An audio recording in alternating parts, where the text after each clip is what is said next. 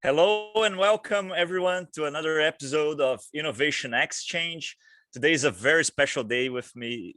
I have a good friend from UK, and she is also French. So I love this connection. And for all of you that are watching us right now, Innovation Exchange is one of our content strategies here in Metanoia Digital. Metanoia Digital is a global consulting firm working with Fortune 500 companies to bring innovation and digital transformation. And Innovation Exchange is all about connecting with people from all over the world to understand the differences between like innovate here in Brazil, innovate in the UK, the diversity in all those different methodologies and technologies that are growing all over the world. So welcome everybody. My name is Harold Schultz Neto. You can join me on my LinkedIn or Instagram with the name under here, my username, @Harold S. Neto. And today I have Servane, as I mentioned to you. She has such a beautiful curriculum. She's such an impactful woman. And I prefer that she introduce herself. Hi, Servane. I'm going to make it short, shall I? Yes. Okay, sure. So yes, as Harold, as you say, thank you for the introduction. I'm so pleased to be with you today because we just talked before the show and how funny we had met that connection, and I learned from you a lot a while ago. Well, thank you. You delivered on the design sprint a course, which was so fascinating with people all over the world. I was born in France a while ago, 27 years ago-ish. And I've traveled around, I traveled around the block, as you say. No, I lived in the Netherlands, spent some time in Brazil, and I've been settling in the UK for a certain number of years now, and I call it home. Although in the past 2 years, I've been quite frustrated not to be able to visit my colleagues and my network in many places in the world, but I've always worked in a dispersed way and with remotely. So and what I did during all these years is I've been supporting the social economy. So what it means is that I've been providing safe spaces for people we call social entrepreneurs, people who use commercial tools to run their business, but with the objective of making a social and environmental impact. And most of the time I've been doing this, I've been essentially supporting women. It just happened. It's a long story. We can always come back together and share all the kind of stories, but it's just I've been mainly supporting women, and in a company that was called Ogunte, which is something that some of you in Brazil who are watching might know. I mean, there's a name that's familiar to you. It's just simply because it was my Orisha, which was that spirit I was born with and given to me by someone who I know who was playing capoeira. So it's a long story, a lot of attachment to Brazil against the law. I mean, you can unearth all these. So I've been helping, I call them restless leaders, people who are really, really eager and want to make change happen. Because they're not satisfied with how things are running, whether it's in their country or in the world or in their community, not necessarily geographic community, but or their it could be a community of farmers or women farmers, or community of investors, also different community of topics.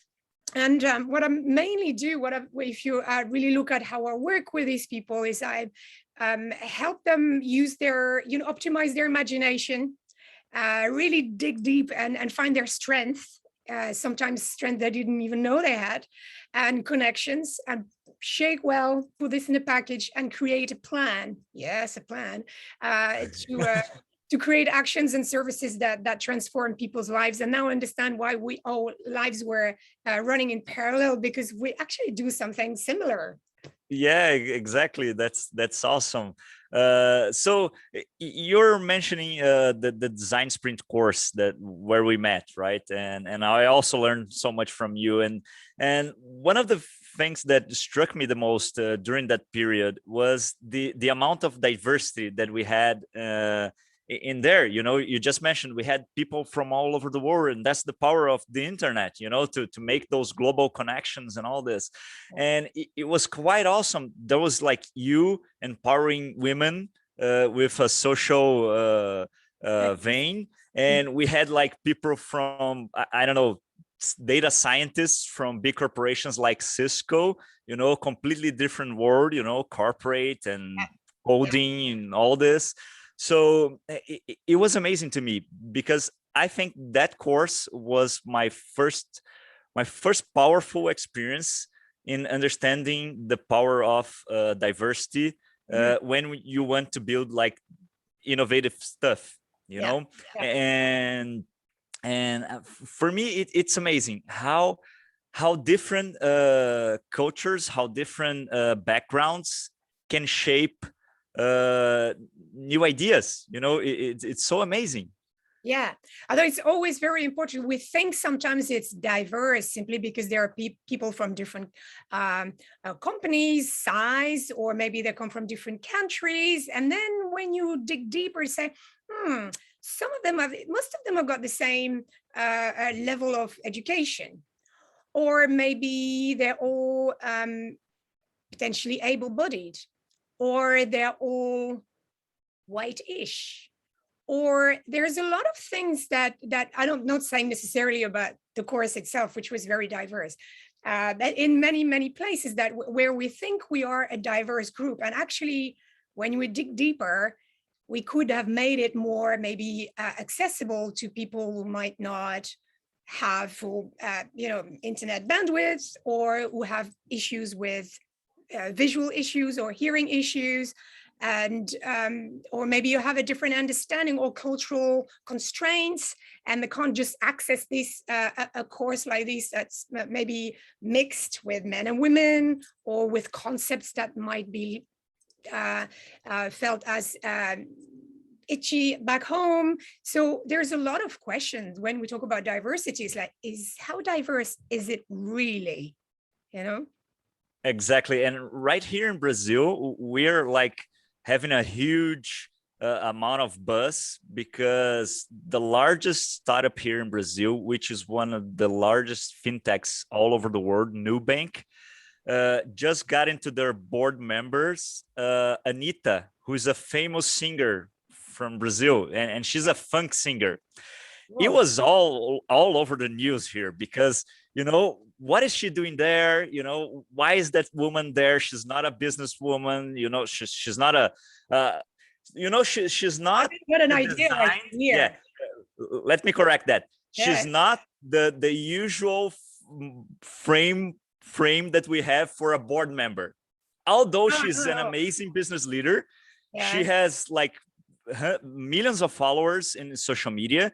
She built her career internationally by herself, you know, building a massive company around her name and her personal brand and all this.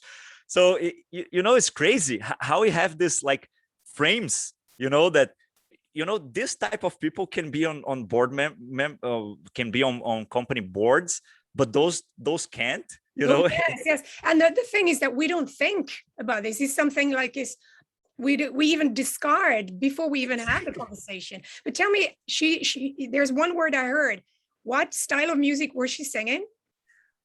Funk music. Funk. And where is it mostly? Where is it mostly emerged? On the slums here in Brazil. And then you think that company is a fintech company, right? Exactly. She is the first person I would have called to be on a board member. Of course, she knows how people in some places can have difficulty accessing banking, or when they do have a bank account, sometimes they might have difficulty accessing debt or or capital or etc., or being trusted to even being able to repay their debts, which is crazy. There is a good, hardworking people who are serious and honest citizens and who can just repay their debts when they can, when they're given facilities. So it makes total sense having someone on board who also has a good follower. Exactly. She No, ticks boxes. Brilliant. This discussion was quite amazing because one of the things I heard was that, people who needs banking, they also want reliability and trust from that institution. But actually, what Nubank did here in Brazil, they democratized the access to banks, Yeah. and they kind of like I have colleagues who didn't got an account for Nubank because they were like too big. Their accounts were like, go to a big bank because they want you. We don't want you here. We Yeah. want people who don't have access to banking. Yeah. Now, we see how much biased we are, that we think that everybody that goes to the banking system is like the famous model of someone who might not be in the slums, and that's exactly what you're talking about. But Harold, look, the impact of having increasing the access to a banking facility to people who are or who have been or part of a wider group that can face financial exclusion at times is that and there are many studies that have been conducted over time, and some of them was by Aflatun and Childline. They've identified that when young families, and even children, when they are able at some point to have access to a savings account, they're more likely to, of course, to get out of poverty, but also to have access at some point to get better life prospects. Even if it's not just about saving money or 1 cent, one centave a day. It's to be able to place it not under your mattress, but in a banking facility, because they have just identified that the people do that are more likely then to plan ahead and to have that kind of guarantees, which ultimately will put them out of poverty. Wow, that's amazing. That's amazing. So really, it's like it's that thing about the system thinking. It's a topic never comes on its own. So when you want to do something around business, it will have an impact, positive or negative as well, onto someone else or another community. So you really, whenever someone flips their wings somewhere, it's going to have a ripple effect somewhere else. Exactly. I remember you blew my mind once when we met in London, and we were in this amazing place that is really like a cool place. It used to be, I don't know right now with the pandemics, but it was the Shoreditch region in London. Yeah. It's a very like startup community place. So anyone who is listening to us and someday goes to London, you need to go there. Is a very like hyped place, which I liked it a lot. But when we met there, you told me something amazing. Everybody at the time was like, how can I say, praising Tom's shoes, because Tom's shoes had that idea of when you buy a pair of shoes, you send a pair of shoes to someone else that doesn't have a pair of shoes. And you blew my mind back then when you told me, hey, you know what? There are new studies telling us that their approach is actually not doing so good in the communities they're sending the shoes with, because they're kind of like disturbing the way the behavior of those communities, and that was so amazing. And inside the building, I always say that to my customers and everything, inside the building, we can have amazing ideas and opinions about stuff, just like Tom's shoes. But only when you get to the reality, when you do like ethnographical research, when you connect with people that are in there, you can see the actual change that needs to be done. Yeah. And this is what you do with Design Sprint, because you actually go and interview the people on the ground or people who are more likely to know them. Never assume. So the thing is not, I mean, Tom Shoes have changed their ways, they've made efforts, and Exactly. other companies who are in the same situation.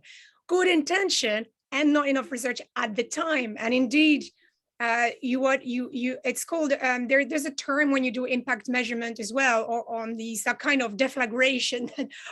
I forgot the term just right now, but bear with me. Where actually, despite your good intention, you create havoc. And this is sometimes not a natural thing that we think about, because we're also some of us have a good heart and we're going to help, but sometimes no, it doesn't help, so stop. uh, yeah, so but when we do, there are some exercises I do sometimes with clients when we do future thinking. And it's simply because simply using a topic like this, right? You're going to create this. Okay, what's the worst thing that can happen when you arrive in a community with this object? What's the good thing that can happen with this object when you arrive in a community? What is the same thing that will go on that is unlikely to change? And what is the weirdest thing that can happen with this topic? So you create, you anticipate, you force yourself to create scenarios that are so remote from you that at some point, something will come out of that. But you have to compare notes with your mates and just share the thinking with people who are far away from you. Yeah, that's amazing. And also for me, that's another bias that we have, to think so linearly. And you just mentioned before systems thinking, which is one of the topics that I like the most and that I study the most, is that we're so biased into the linear thinking. Of course, people don't have shoes, they need shoes. And it's not like that. You have so many variables. And then you ask you, but what kind of shoes really? And exactly. When do they wear shoes, or when do they not wear shoes? There's always a reason. Exactly.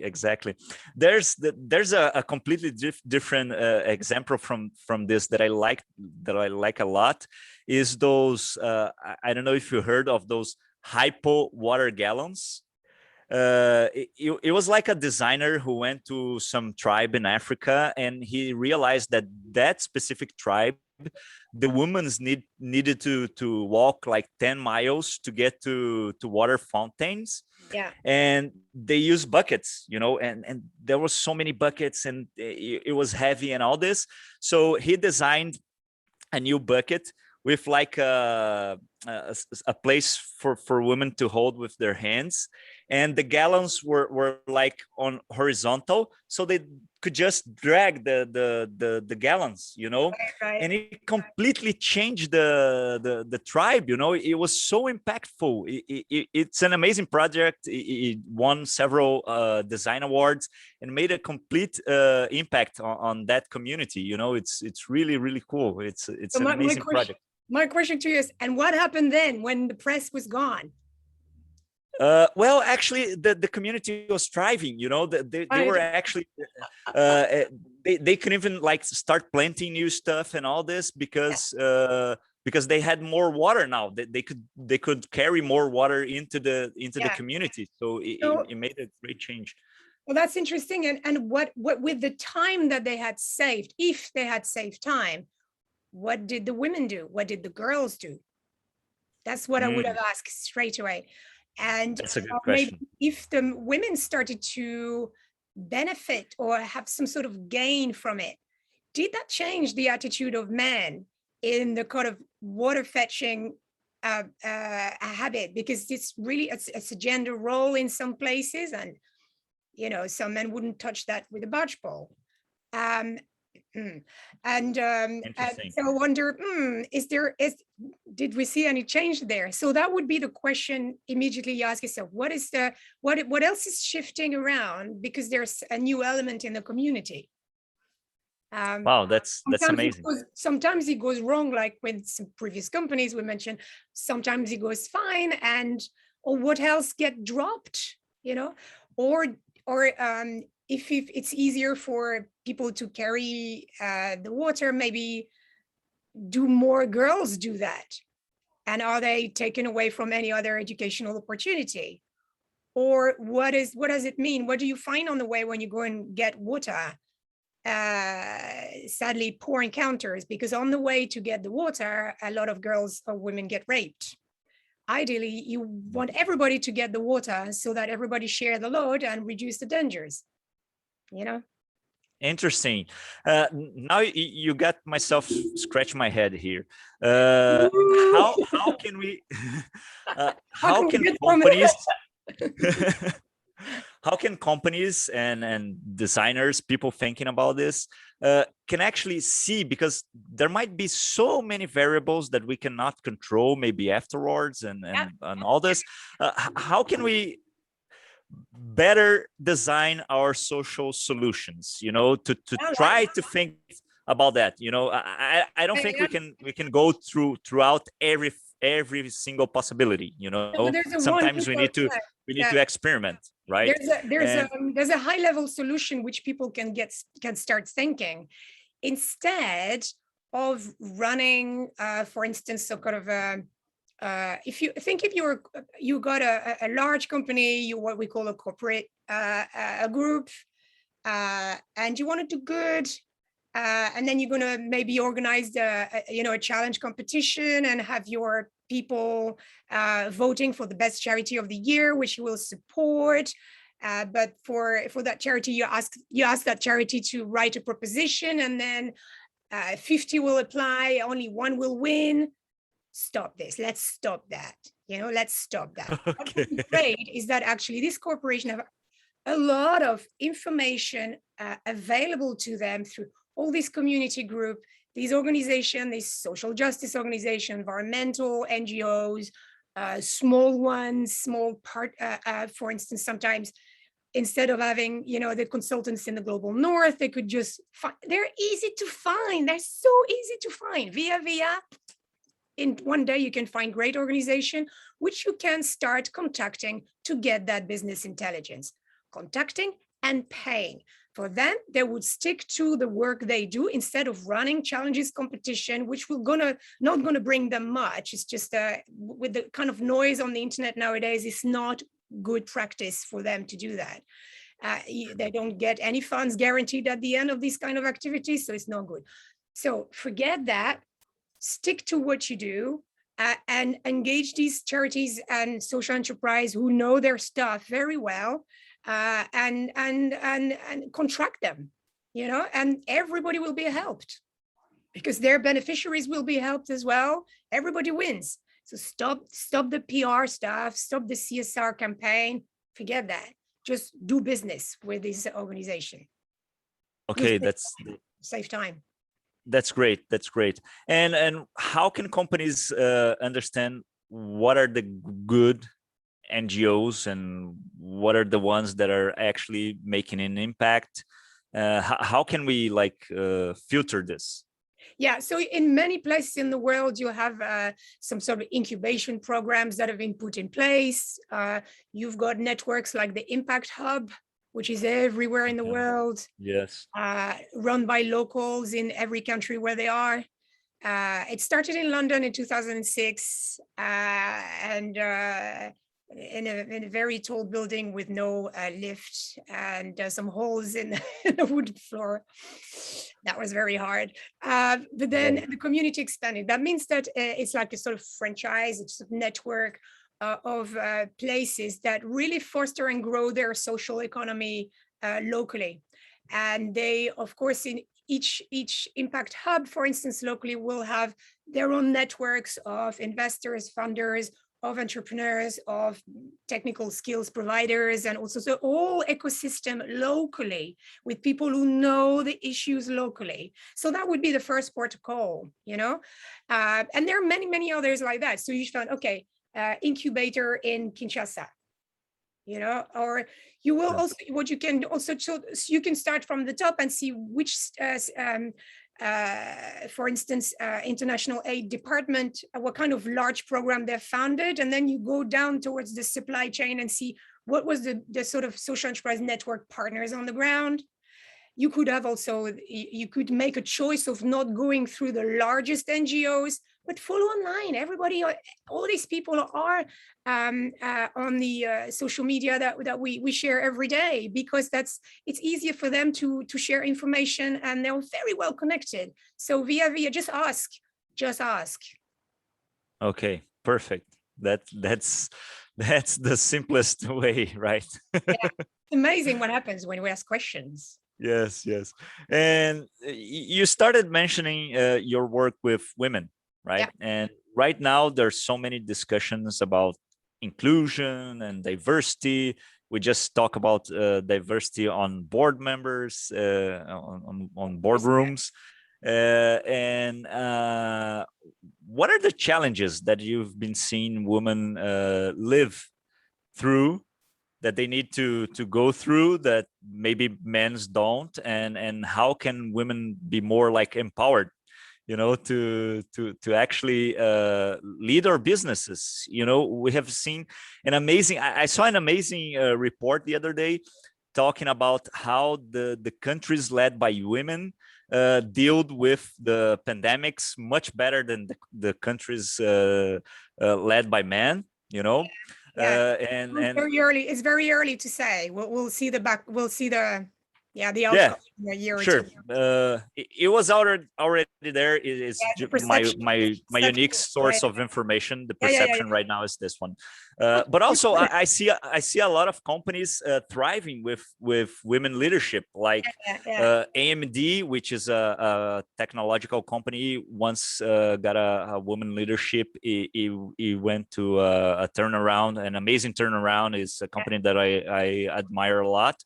So I see there's power to it, but there's also a lot of prejudgments still, and so talk a little bit about that. I know it's a huge topic. It could Yes. How long be do you have? And my cat is waiting to be fed at some point, so she's going to be okay. making some noise in the background. That's a female cat, and Okay. I want to eat.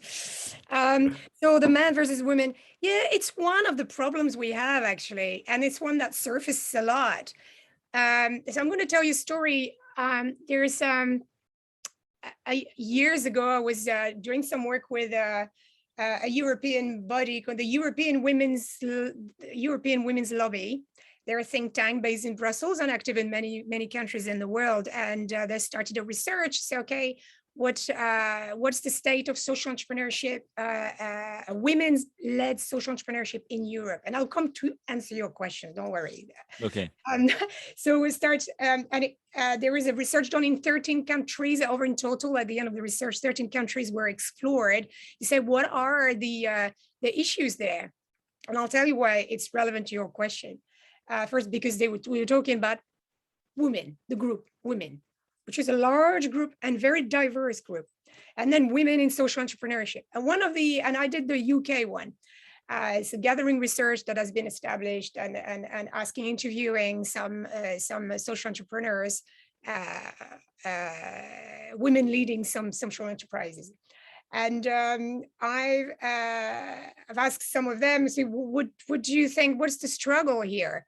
I said, well, imagine there are different glass ceilings. There's a lot of glass ceilings. First, you're a woman. Then you're a woman in business. Then you're a woman in social business. So that was the first interviewed woman. It was called June O'Sullivan from an organization called London Early Years Foundation, who's doing crazy great work on education with young children. Fantastic. And then I interviewed someone else called Erika Brotnock, who was doing some tech as well, educational tech. And it's a Black woman. And she said, well, there's a fourth glass ceiling. Imagine you are a Black woman in social enterprise. Mm-hmm. And I think that's what we don't realize is that there are several layers of complexity and battles and hurdles that some individuals have to go through. And then you can add more than that. Imagine you're a disabled Black woman in social enterprise, or imagine you can add maybe a gay disabled Black women in social enterprise, or then you could do all the possible combination that you want. So there's no such thing as men against women. There's a variety of, there's a complexity that is there, that exists, that we carry as ourselves, but we sometimes only decide to see one group against the rest of the world. That one group is often seen as the default, which would be that, you know, a sort of relatively well-educated white man.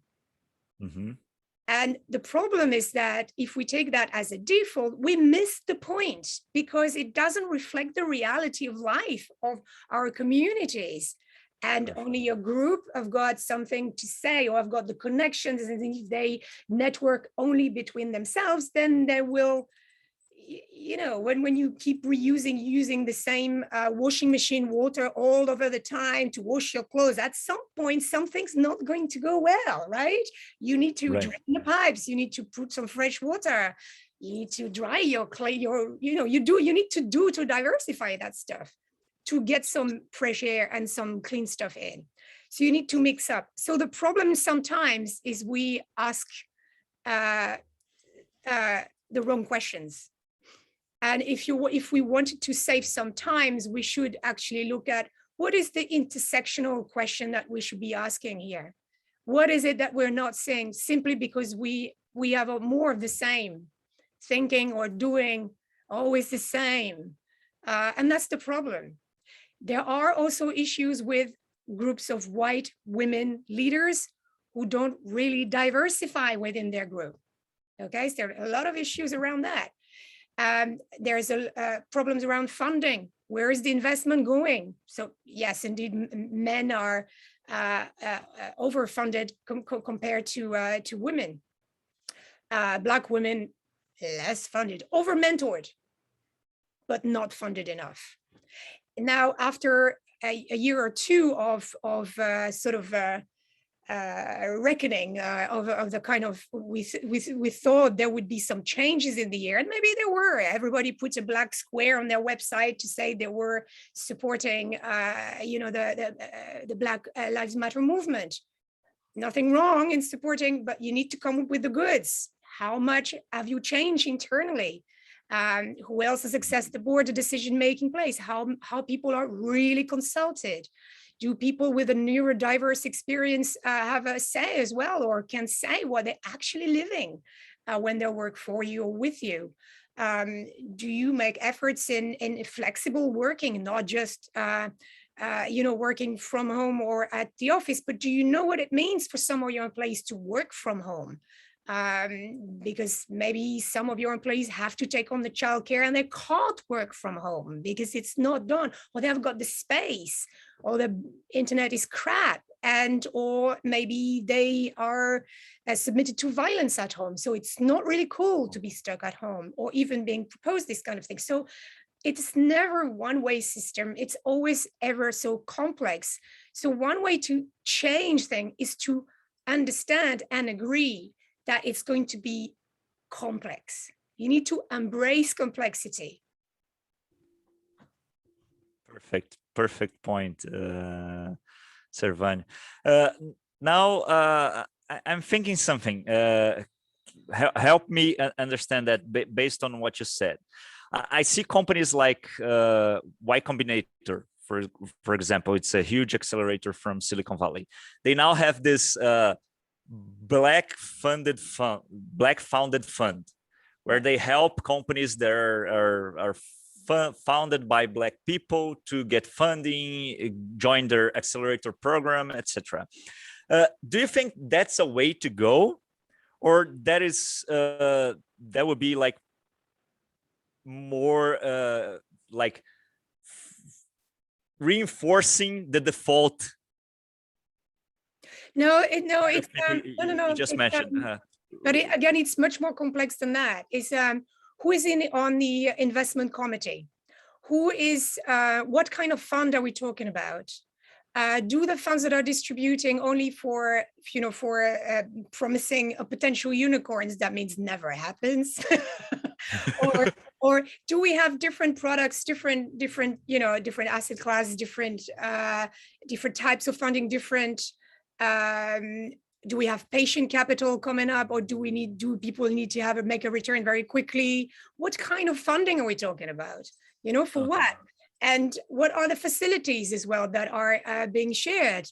So again, but the more people are funded and kind of turn around and have a success, the more maybe they will be in position to fund other people. So we need to think of that supply chain. But it's very important to start with something. But again, who makes the funding decision? This is very important. So I see this is one example. It's quite extreme because not everybody in the position of Y Combinator, they've got a huge track record and they've got access to network. A lot of, for instance, corporate groups start their own foundation. And again, a lot of mentoring, but not enough funding. It's crazy. Not enough efforts are made to really, really go and look for the organization in the communities. It's not sexy.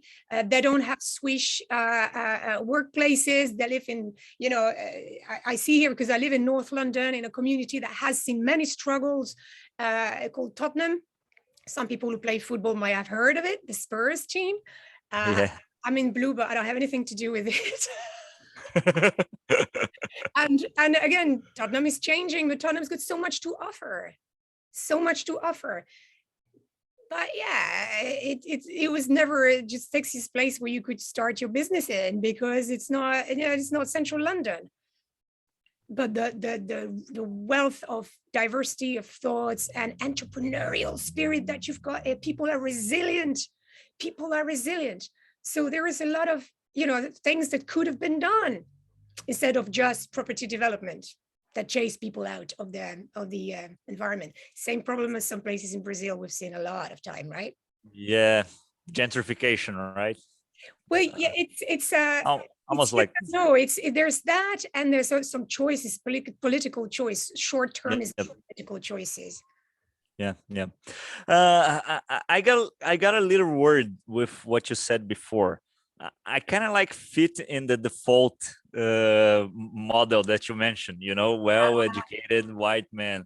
How can I cool. How can I break? I'm not black either, right? Yeah.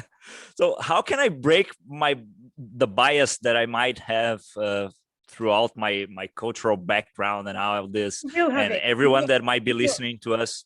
I'm sorry. We will have the bias. I have. Yes. Yeah. How can we? I don't know. Maybe minimize that, or I don't know. How can I avoid? Prejudgments and excluding people and all this. And you thought you were doing gym every day. This is a gym to reduce, or to you will never be free of bias because it's so ingrained. I can tell you easily. I'd always be careful about how I say things, because I'm also a work in progress. Okay. For instance, my son is mixed race with a Breton and a Jamaican background.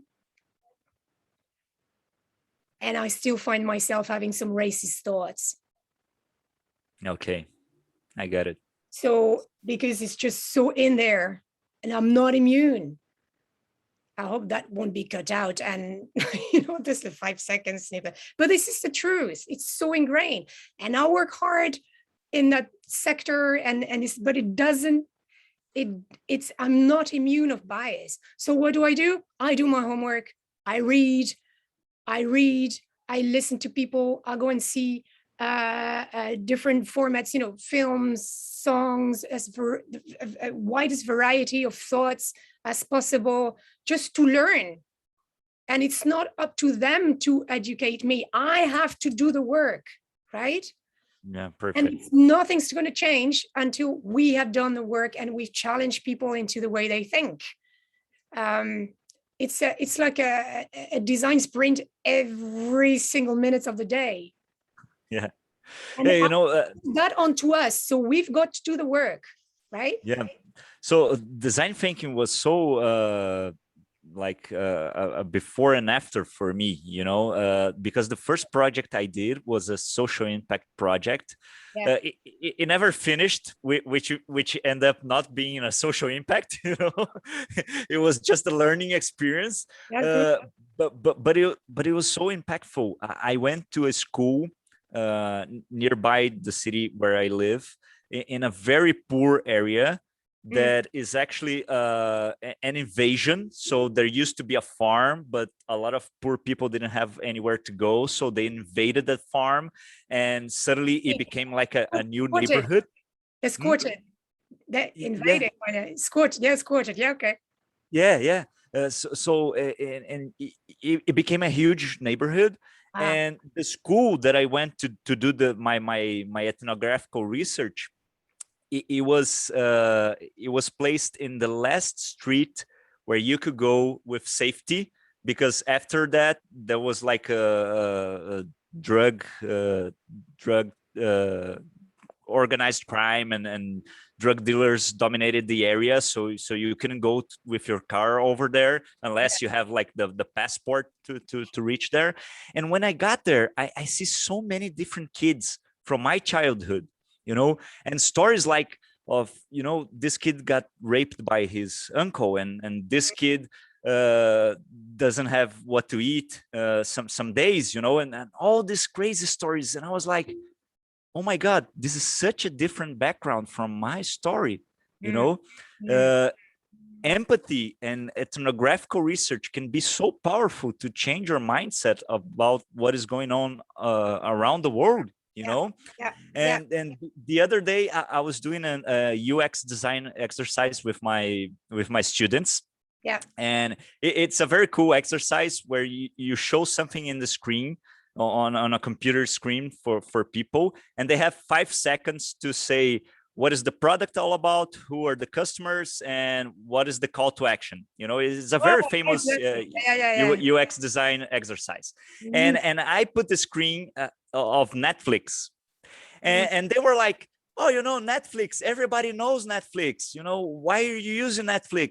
And I said, hey, wait, Netflix has only like 250 million customers all over the world.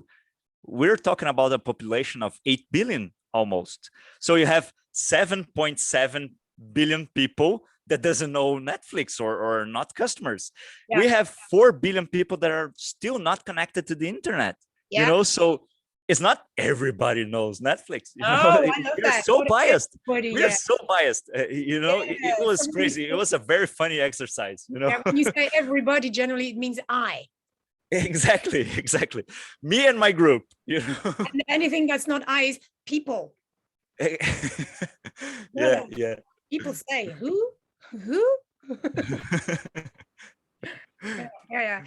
That's Exactly. it's true. It's true. And sometimes it's just like closing our desktop or laptops or whatever you it's actually not working like a human being like that, working, not watching my feet on my screen.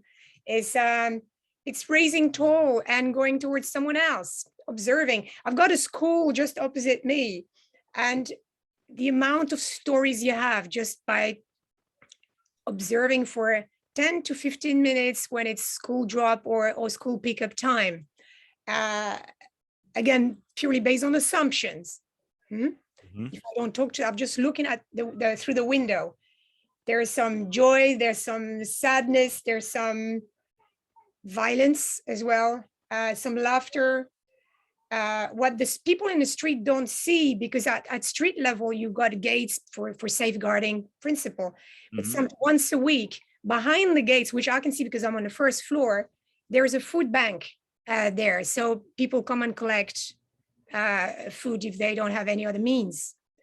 And Mhm. it's done very discreetly. I just happen to see it because I'm, on one floor up, and I can see what's going on in the schoolyard. So many stories, and that is, it's just a snapshot, but you learn so much by just observing, by just observing, or the step after is by, the participatory observation, or observatory participation. That's the step. And then you can mingle and try and listen, just listen. Just listen. Exactly. Exactly. That's very powerful. So, Servane, do you have any like cases that you worked with that are like remarkable that we can get inspired by? Oh, they're all the Of first course, thing. you have several actually, but I've got several. name a few. So what happens is if people follow me on LinkedIn, I post virtually every day. Cool. Yeah, every day. And I always flash out on companies that are remarkable or people who are needing connections. So something you can engage with straight away. At the moment, I work with, there are 4 companies that I actually do some work with.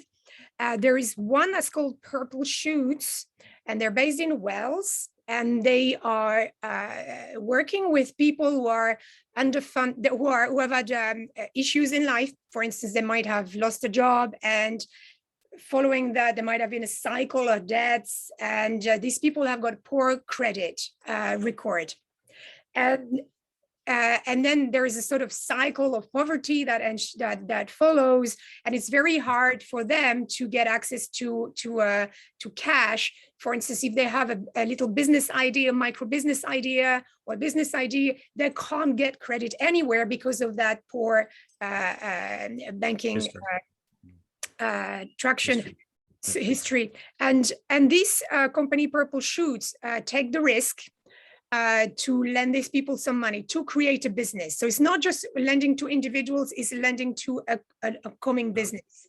Nobody trusts them, and they take, so the Purple Shoots takes the risk. And they know that when they do that, they're more likely, these people are more likely to have an impact. So they've helped hundreds of people. So that, and people have starting some little cottage businesses, and immediately when they do that, it impacts positively on their family and also their wider community. So you really, I can't remember, for one pound invested, you get 3 or 4 return, which is fantastic, and social return on investment. So there's but one. You know, I'm sorry to cut you, but you know, this example reminds me of something that I was mentioning the other day in my social media. Is that I'm part of a group of consultants that came out of Singularity University, which is a very famous educational hub nowadays, to talk about exponential technologies, future, and all this. And we have a concept over there that says that, you know, most companies, their business model is not actually what we say it is. For instance, healthcare system is actually not the healthcare system, is the sick care system, because you can only join the healthcare system if you're sick. Yes, you know? yes. And the same thing happens with banking. Is not the financial system, is the debt system, you know, because banks only make money out of people's debt, you know, and what you're talking to me is actually the financial system, is when you finance good ideas so they can bring more productivity into the world. And most of the financial system doesn't work like that. You know, they work with debt and credit, and you get stuck on a snowball of debt and poverty. And it's actually based on a very poor definition of risks. Exactly. When you think about it. So that's one example. Another example, there's something that I just started supporting as well. It's called Your Own Place. And that's a company that offers training to people, training around all sorts of skills for life, and digital skills as well, for people to ensure that they keep their tenancy, or they keep their home. This is to prevent homelessness. You know, so make sure you know how to communicate, to reach for solution, to how to access the basic digital skills, but all sorts of things, that a combination of things that make people more confident and better prepared in anticipating you know, what might come around, and also keep their tenancy. And then for housing association or local authorities, better to have people who've been trained like this. It costs them less money to have that kind of support in place than to evict someone.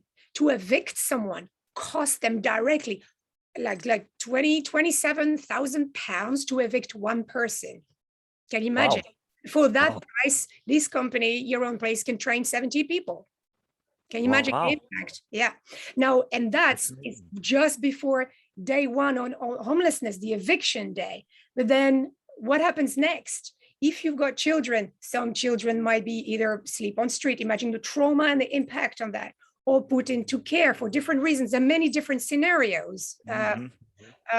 That has an enormous cost. This is taxpayers' money, Yeah. and as a community cost, and that has a traumatic and mental health cost, let alone the health service or the sick service. Do you remember? Um, all of this is very important to take into account. And so what is it that we can do to prevent that to happen?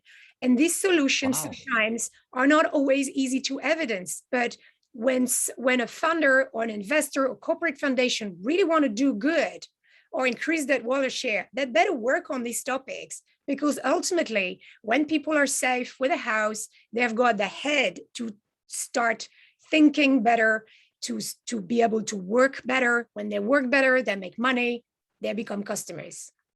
Do you understand the Wow. link? That's amazing. That for me is a clear example of the systems thinking that we mentioned. One eviction have so many branches and feedback loops that bring back Everybody's to the involved. system. Yeah. Amazing, amazing, Yeah. amazing So I could project. go on and on and on, but and again, this is just examples in the UK, but there are places in India, all sorts of organizations that prevent gender-based violence online. There, it's just loads of them. You name it. I never was able to stick to one topic. Yeah, that's cool. But That's cool. raising that variety of topics as well is important, because it helps inform, I pass the message or connect them with each other, and I provide technical skills, but also coaching support, which is, they are the experts, and my work is to really help them blossom, listen to them, have them feel in a safe space to have even more ideas and to do something about these ideas. Amazing, amazing. So everybody that is listening to us that wants to do some corporate responsibility work, and really, really, really get real about it and not just like greenwash stuff. So please connect with Servane. I'll leave. Yeah, I'll leave all her connections and links. Please send me the link of those projects, because yes, I will, certainly. Yeah, you can illustrate that. So, but you mentioned the corporate social responsibility. For me, that shouldn't be. It is marketing. It is basic work. It is core. It is core. That thinking about looking at the impact you will have in the short and long term. You have to think not about your shareholders, but your stakeholders. That's so important, because ultimately, if you don't, this is going to backlash sooner or later. We'll see many, many, many stories. And sadly, some investments have been poorly made. A lot of cash is injected without thinking about these things. And the damage, the community damage is huge. Political damage is huge. So we all have a responsibility ultimately to take care of these things. And it's not extra work. It is business. It is business. Yeah, you mentioned political impact. I'm the director of an NGO here in Brazil that works in a huge neighborhood. Is like the biggest slum in São Paulo, and we just got a new project that is so beautiful. It's a house that gets, when kids get a certain age, they need to get out of the foster home. Yeah. So where do they go? And in some cases you have disabled kids. So this house, we take disabled kids that got off like their time in the foster home. And we got this project because the other NGO that was doing that was taking the money. Can you believe that? It's crazy. When you propose yourself to do some like social impact stuff. How can you think about getting the money for you? It's that again, making also sense for this me. is not a clear cut. That all these networks, there's always some bad wolves in there. We're not immune. We're not immune. Yeah, it's so sad. It's so I really sad. want to hear more about that, because there's a lot of movement around these transition stages after something that has been institutionalized, but for some reason you need a cutoff date, simply for budgeting reason. The local authority can't take it on, and they had to choose a date. But again, that has an impact. And there's a lot, it is where the community and social entrepreneurs and also more traditional businesses can come in and see what is it that we can put together, that we can put in place where everybody wins. I'm not naive, business do this for business, fine, okay, but of course. Engaging into maybe apprenticeships for these young people, if they're disabled, whatever the disability is, though surely there are some schemes that you can put in place where they can access skills for work, and or they might be neurodiverse, so maybe they see things that other people don't see, spot patterns that other people don't see. So where is, for instance, is it a communal, a coordinated approach to that transition after the local authority has done its job? And exactly. Eventually the local authority will fall back on its feet by listening and commissioning things differently. So I would love to continue the conversation on that. One of the girls that we got there, because it ended up becoming like an inclusion home that we call here in Brazil, to make inclusion for people that are disabled to get back to society, and expanded from beyond the foster home case. And one of the kids that we got there, it's a woman. She spent 13 years locked inside her bedroom, because she had a mental issue, and the family couldn't work with her mental issue. So when she got there, she couldn't even move her hands. She was like all like, I don't know, how can I say it? She was like all tense, and nobody could touch her. It was quite sad, so sad. And in like 2 months working with us, interacting with everybody over there, she was now going to the supermarket, buying groceries. Wow. In like 2 months. We were like, wow, that's so amazing. She was talking to the camera, and talking to me. It was so beautiful. So Harold, the key was the interaction, the social interaction? The social interaction, she went from like being locked on her room to now sharing a room with someone, and eating meals with everybody, so it was so different for her, and now she was being able like to cross the street, get to the market. Of course, there's a market near the home, but she was like building, buying some stuff for herself. It was so amazing, Harold, you say something very interesting, that you it's a concept to help, for instance, people with disabilities come back to society. When you think about it, they didn't go anywhere. They were there. Society went away, turning back. So what should be, what is it that we need to do with society, whatever that means, to make it come back? And you turn the focus and the burden of responsibility and homework to the others, not to the people with disability who would love to be maybe in another position. And they didn't go anywhere. They stayed the time. Yeah, perfect point. And then we created a new product. Woohoo! Exactly. No, and you see, she has like her own budget from the government that she can spend monthly. So we, the organization, we take care of those budgets for each one of them, but we are also giving them the money so they can start doing the things that they want and they like. And in the end, we're making like an economy strive, with them. Take them as adults. Exactly. Just having that banking facility, but they can function as adults, which is exactly. Cool. Yeah. Yeah, that's amazing. But this is really funny. Sometimes the whole shift doesn't need a lot of marketing budget or design thinking budget or whatever consultant. It's just what is working, what's going on here? And if we flip what we see on its head, what is it that is actually happening? And then you get okay. If it's not the disabled people with disabilities who went away, they stayed there all the time. What do we need to do to make society come back? Yeah, Flip the ideas, yeah, on their head. I love doing that. Wow. Well, that's an amazing conversation, Servane. We could go like for me forever with this topic. We had so much before, like plan for this talk, you know, all this connection with investors and all this. Maybe we can arrange another.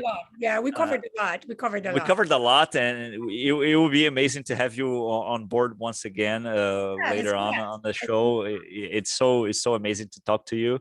And thank you very much. Thank you. I thank for all the audience that was with us today, and thanks a lot. I hope you all of you are impacted by everything that Servane says. That is so mind blowing. You know, sometimes we're so like, let's go straight to the point, make business, make money, you know, innovate on that end, and to just like bring more products to the world. But actually, what are the products that the world is needing? I think that's the question that Servane just posed us. You know, what are people needs? You know, we have seen so many diverse backgrounds that Servane mentioned, and all these people have different needs. And that's where we should be, you know, not inside our own heads, inside our own buildings, building stuff that maybe nobody wants, or that is going to just make more use of the money of the default character that we just mentioned in this call, you know. No, it's great. There's enough to do. Thank you so much. Thank you so much. Thank you, Servane.